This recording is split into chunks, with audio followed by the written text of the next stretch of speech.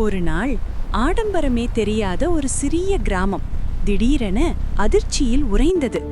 வெயிலில் மின்னும் சிவப்பு கார் ஒன்று மெதுவாக கிராமத்துக்குள் நுழைந்தது. அது ஒரு சினிமா நட்சத்திரத்தின் காரை போல பிரகாசித்தது. குழந்தைகள் விளையாடுவதை நிறுத்தினார்கள்.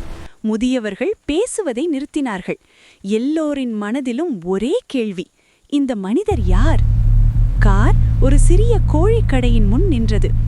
செம்மையான சூட், விலை உயர்ந்த கடிகாரம், அமைதியான முகம். ஒரு பணக்காரர் காரிலிருந்து இறங்கினார். அவர் கடைக்குள் சென்று கோழிகளை பார்த்து சாதாரணமாக கேட்டார்: ஒரு கோழி எவ்வளவு சார்? கடைக்காரர் பதட்டத்துடன் சொன்னார்: ஒரு கோழி 1000 ரூபாய் சார். அவர் அமைதியாக தலையசைத்தார். பிறகு சொன்ன வார்த்தை கடைக்காரரின் இதயத்தை துள்ள வைத்தது: உங்களிடம் இருக்கும் எல்லா கோழிகளையும் கொடுங்கள். எல்லாவற்றையுமா என்று கடைக்காரர் அதிர்ச்சியுடன் கேட்டார். ஆம், ஒரு கோழிக்கு 1500 ரூபாய் தருகிறேன்.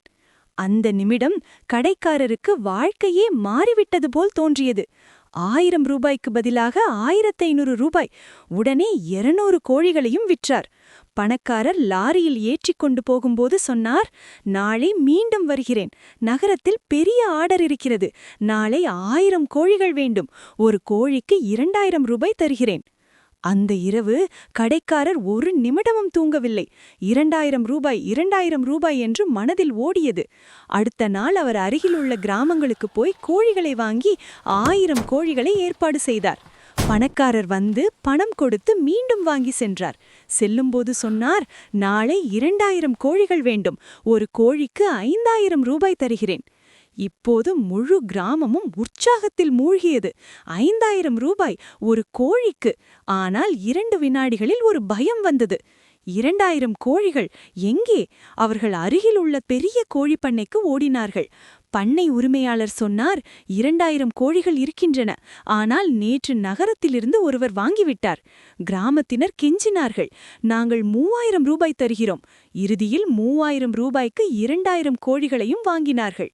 அடுத்த நாள் அவர்கள் காத்திருந்தார்கள். காலை கடந்தது, மதியம் கடந்தது, மாலை வந்தது. ஆனால் சிவப்பு கார் வரவில்லை. ஒரு நாள், 2 நாள், ஒரு வாரம். அவர்கள் இன்னும் காத்திருந்தார்கள். அவர் வருவார், வருவார் என்று நம்பினார்கள். ஆனால் அவர் ஒருபோதும் திரும்பி வரவில்லை. பிறகு உண்மை வெளிவந்தது. அந்த கோழிப்பண்ணையின் உரிமையாளர் வேறு யாருமே இல்லை, அதே பணக்காரர்தான். அவர் கோழி வாங்க வரவில்லை, ஒரு கதை உருவாக்க வந்தார். தேவை உருவாக்கினார், விலையை மெதுவாக உயர்த்தினார். இது பொன்னான வாய்ப்பு என்று நம்ப வைத்தார். பிறகு தனது பண்ணையிலிருந்து அதிக விலையில் கோழிகளை விற்று மறைந்தார். கிராமத்தினர் ஆயிரக்கணக்கான கோழிகளுடன் நஷ்டத்தில் நின்றார்கள். பணக்காரர் லாபத்துடன் சென்றார். இந்த கதையின் உண்மை என்ன? இது கிராமத்தில் மட்டும் நடப்பதில்லை, நகரங்களிலும் நடக்கிறது, படித்தவர்களிடமும் நடக்கிறது. இதே மாதிரி தான் கிரிப்டோ ஹைப், ஸ்டாக் மார்க்கெட் ஆபரேட்டர்கள், விரைவில் பணக்காரராகலாம் திட்டங்கள், போலியான முதலீட்டு வாய்ப்புகள். பேராசைதான் எதிரி இல்லை, எளிதில் சீக்கிரம் பணம் சம்பாதிக்கலாம் என்ற மாயைதான் உண்மையான எதிரி. ஏதாவது ஒன்று மிகவும் லாபகரமாக, மிகவும் வேகமாக, மிகவும் சரியாக தோன்றினால் அது ஆசீர்வாதமல்ல, அது ஒரு ஏமாற்று வலை. அந்த பணக்காரர் கிராமத்தினரை வலுக்கட்டாயமாக ஏமாற்றவில்லை, அவர் அவர்களின் நம்பிக்கையை பயன்படுத்தினார்.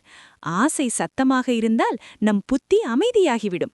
அதனால் நினைவில் வைத்துக் கொள்ளுங்கள், ஒருவர் உங்களை ஒரே நாட்டில் பணக்காரராகலாம் என்று உணர செய்தால் ஒரே ஒரு கேள்வி கேளுங்க: அவரின் வாழ்க்கை நிலை ஏன் அப்படியே இருக்கிறது? உண்மையான செல்வம் இருந்தால் அது முதலில் அவரின் வாழ்க்கையில்தான் தெரியும்.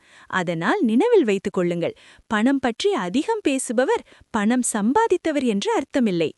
இந்த கதை உங்களுக்கு பிடித்திருந்தா லைக் பண்ணுங்க. உங்களுக்கு அன்பான ஒருவருடன் இதை ஷேர் பண்ணுங்க. இன்னும் பார்க்க ட்ரீம் பிக் தீம் சேனலுக்கு சப்ஸ்கிரைப் பண்ண மறந்துடாதீங்க.